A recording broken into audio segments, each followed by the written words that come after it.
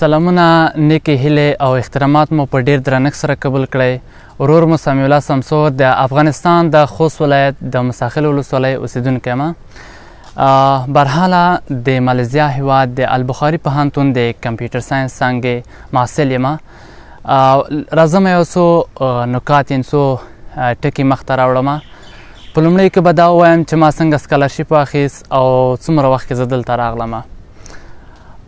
ما سکالرشیپ ترلاسه کړ د یو ملګري په ذریعه باندې چې هغه دلته د ماسټرۍ سند یعنې د لیسانس او ماسټرۍ سند یې هم دلته اخیستی دي. د هغه له طریقه ما دغه سکالرشیپ ترلاسه کړ. ما چې کله هم دغه سکالرشیپ ته اپلای وکړه نو وروسته یوه میاشت ما ته د انټرویو ایمیل راغی. که څه هم تاسو ته بهتره معلومه ده چې انټرویو یو خارجي یونیورسټي ته دا په انګلیسي باندې وي. نو الحمدلله ما انټرویو په ډېر اسانۍ سره پاس کړول ځکه چې مخکې له مخکې زه یو څه اندازه د انګلیسي سره بلد وم.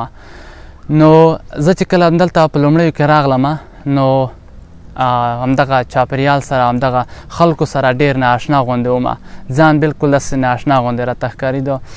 نو د وخت په تېرېدو سره چې کله موږ دلته درسونه پیل کول نو لومړی چې ته غواړې چې په ډیګرۍ کې جوین شې ډیګري پیل کړې نو درې سندونه دي. آیلټس دی، ټاپل دی او لینګو سکیل دی. په دې کې ته باید یو سند ولرې چې ته ډیګرۍ کې جوین شې. که چېرته ته همدغه سندونو څخه یو سند ولرې نو کولی شې چې په ډیګرۍ کې مخکې له مخکې جوین شي. ضرورت نشته چې ته آمادګي ونیسې. خو موږ همدغه سند نه درلودل نو موږ آمادګي ونوه. په موږ باندې سختۍ تېرې شوې، خوارۍ مې وکړې، شپه ورځ مې وکړه. نو الحمدلله همدغه دی اوس موږ د کمپیوټر ساینس څانګې محصلین یو. نو راتلونکي اکتوبر کې به انشاءالله موږ خپله ډیګري جوین کو او ډیګري به فیل کو الحمدلله. نو په دویم قدم کې راځم د دې هیواد هوا باندې به خبرې وکړم چې څومره توفیر دی د همدغه دوه هیوادونو ترمنځ. د دې هیواد هوا چې ده همغه یوازې یو موسم دی، هغه هم د ګرمۍ موسم دی. نو افغانستان چې دی 4 موسمونه لري، زیات توفیر لري. همدغه د ګرم موسم سره اول کې نو ژوند کول سخت و چې همدلته سړی واوسي ځکه چې دا هوا ډېره ګرمه وه. نو په دویم قدم کې به دا ووایم چې د همدغه خلکو غذا څه شی دی او څومره توپیر لري د افغانستان د غذا سره.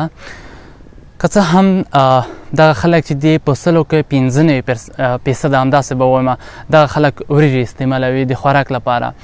نو په افغانستان کې چې دی بیا دومره وریجې موږ نه استعمالوو. تقریبا 3 ټیمه 4 ټیمه موږ په هفته کې وریجې استعمالوو د خوراک لپاره. نو همدغه خلک چې دي زیاتې وریجې استعمالوي د ورځې په جریان کې. همدغه 3 ټیمه شي 2 ټیمه شي همداسې وریجې استعمالوي.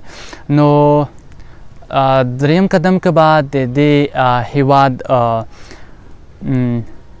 رسم کلتور دا باندې به یو څه اندازه خبرې وکړم چې څومره توفیر لري همدغه رسم او کلتور د دوه هیوادونو ترمنځ. که څه هم دغه دوه هیوادونه دواړه آسیایي هیوادونه دي خو لیکن یو لرې پراته هیوادونه دي. رسم کلتور یې ډېر توفیر کوي او ډېر توفیرونه موجود دي د دوه هیوادونو د رسم او کلتور ترمنځ.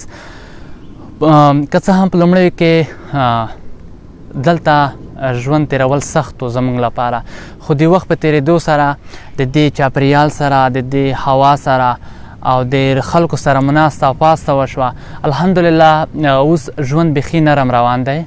هر څه سره م ځانونه عیار کړل. تقریبا د 250 او 350 هیوادونو خلک دلته زده کړې کوي. د دې خلکو سره مناسته او پاسته وشوه او الحمدلله نن بیخي ژوند نرم روان دی.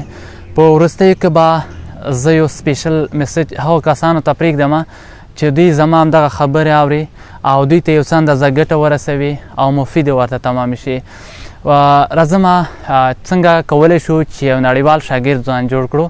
نو لومړی کې تاسو باید په انګلیسي باندې فوکس وکړئ چې څنګه په انګلیسي باندې خبرې وکړم او څنګه ځان پرې پوه کړم.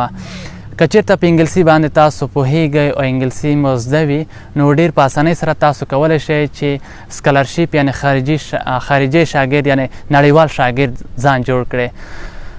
نو که چېرته نشئ کولی چې انګلیسي مو هم زده وي بیا هم لاسته سکالرشیپ نشئ راوړلی نو تاسو به د سوشل میډیا سره کنټاکټ کې شئ یعنې تماس کې شئ او هغې سره به تاسو رابطه کې شئ چې څنګه کولی شو چې یو سکالرشپ لاسته راوړو خارجي سکالرشپ.